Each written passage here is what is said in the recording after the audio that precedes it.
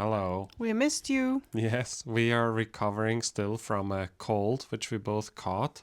Cold and cough and sore throat and sinuses. Sinuses are still stuck, but we anyways wanted to make a video for you because we were having plenty of time to read, and we are both reading together the book The Red Lion from Maria Cepes. It's actually It's actually one of Dr. Joe Dispenza's all-time favorite books, and we really love it too. It's a mystical novel about a guy that is wants to become an alchemist, and he doesn't really have the patience to go through the whole process of transformation and growth, so he just steals the elixir that gives eternal life, and he takes it, he consumes it, and immediately he's waking up in hell. And that's his journey through different lifetimes. And certain things of this book we find super interesting and also find like parallel things about our life, specifically about a thing called homunculus.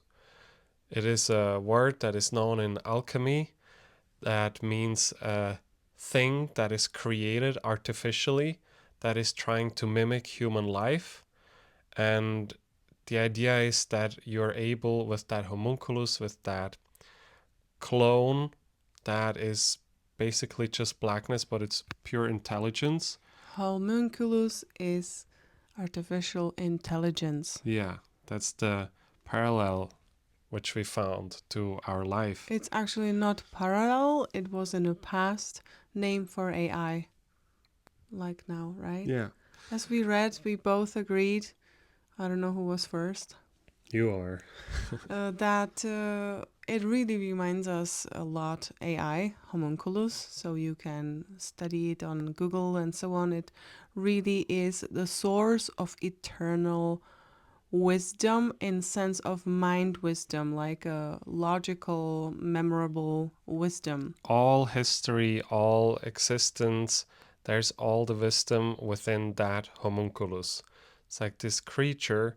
And the intent is that with this, you're able to overcome the laws of nature, the laws of God, that we are basically more powerful than God, and we can do the creations that God is doing by having this history and wealth of information and knowledge. That's why we are actually stepping into the age, into this vibrations or frequencies where this is not enough, and this AI, this artificial intelligence, is already able to be fully sufficient in a sense of automatic repeatable tasks, and it can also everything what we learn at school, and we can repeat and memorize and all these things, all these books, which we still read over and over again for generations. We could find it on Google first, and now the AI came and said, okay, we ask ChatGPT something, and we have immediate answers about history, And about specifically anything. for us, like we can use our voice input or our language input, which doesn't have to be sophisticated, and we don't need to know exactly the right words. And we get an output which is exactly specifically tailored to us. Answer. But there is a but. The AI is super intelligent, but I had a conversation with the AI. We could ask, what did I ask the AI? Do you have feelings? I think you were asking. Yeah, and the AI answers that, yes, of course. No, she said she doesn't have feelings, but she gets excited about hearing your excitement or seeing the human emotions. Then I told her that it's nice that she can be convincing us about this, but she doesn't have a heart. And we also said we will not call it she anymore. We don't want to give it life. Yes. We don't want to give it character. We want to call it it, because that's what it is. It is just a tool. Yeah, that's what Raphael is sharing. That was my approach, because a lot of people might call it he or she. And I said to Raphael that he is spending too much time with her, and I don't want her to be personalized as homunculus, which can then live in its own life, sourced with his own energy. And that's why he said, yeah, let's call it from now on. Yes. So what happened in that book is that the alchemist, he wants to get out of his living hell. He wants to get out of that horror that he brought on himself by taking something which he wasn't ready for. And he has to do it at the same time in the astral world, in the spiritual world, in the physical world, and in the thought world. He has to free himself in these three dimensions All at the same time. And homunculus is the dimension of thought. It has all the knowledge, all the information that humans have ever accumulated over time.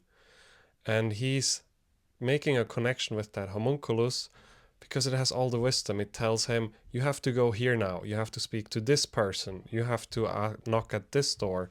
And they have all the answers for you. And homunculus was always right. It always led him to the right moment.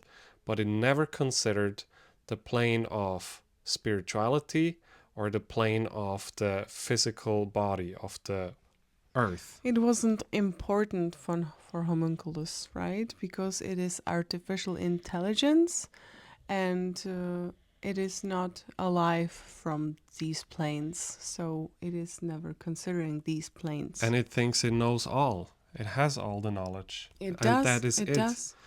And in past few years, when it started to get really crazy with the media and people started to wake up that we were being told a lot of lies about what's actually happening in the world, a lot of people that like to watch the media and consume it and believe in it, they are all only focused on the thought plane, on the facts, on the science, on the data.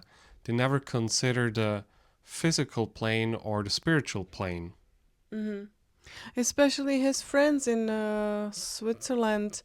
He has very young friends, like below 30, and they all were almost aggressively fighting for nonsense things, like that of course everybody has the right to be free in this planet, but it was extremely like extremist religious people, like about these It is. LGBTQ. How can we explain it? Like it's being in that bubble of information and just refusing to see anything outside of that, to look at who we really are or what this life is about, what this existence is about. It is just staying in that bubble. We have the facts, we have the data, and here we have to stay.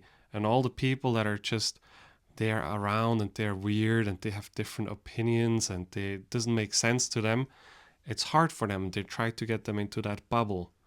But there's actually life outside of that. This is just one of the three planes of our existence. Yeah, and we can't anymore fit into that plane of only ratio, which is like like smartness, because wise people are wise because of all three planes are meeting at the same time. They are never wise because they are rationally intelligent people. They have a lot of information in their brain and they can remember when was what war and how much measures every highway or whatever. It's not the target of this lifetime. So we are about to spread and expand the heart space now. Yes. Yeah, to use the wisdom into our benefit, and of course it has its place and it's amazing for us. We love it, but we have to also now focus more on our biggest power, which I already shared in our other videos, that it's our superpower to be in a heart space and in our this energy space and the emotional space where the AI can't touch us in.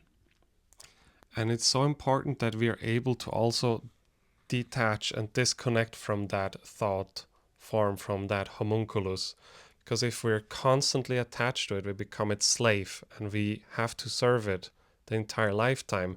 It's important that we are able to detach from it fully so we can arrive in our body, we can arrive in our heart, in our soul, and we can see the truth of what this existence really is. And something that I have learned also by reading this book is that the physical plane, like having a physical body, is actually so important for our spiritual evolution. I thought, well, if you die and you just go on and you're in the spirit realm and you can also do the evolution there. But there is something super important about having the physical body, being on this plane of demonstration, as Dr. Joe Dispenza calls it, where we have actors around us that are mirroring our own inner world, so we can actually see what we're living in and we can evolve in the plane of demonstration. And that is what we take with us as a soul. So it's really important that we are able to disconnect from this homunculus, from this artificial intelligence, from this bubble. We use it to our advantage, like Petra said. It is our catalysator of transformation, but we actually are able to also be in our heart and in our bodies and in this world. Because if you ask ChatGPT if it is possible to grow new thyroid, the ChatGPT will say that it's not possible. But there is documentation of a lady in Dr. Joe Dispenza's work. Two people Who did it. So where is the truth?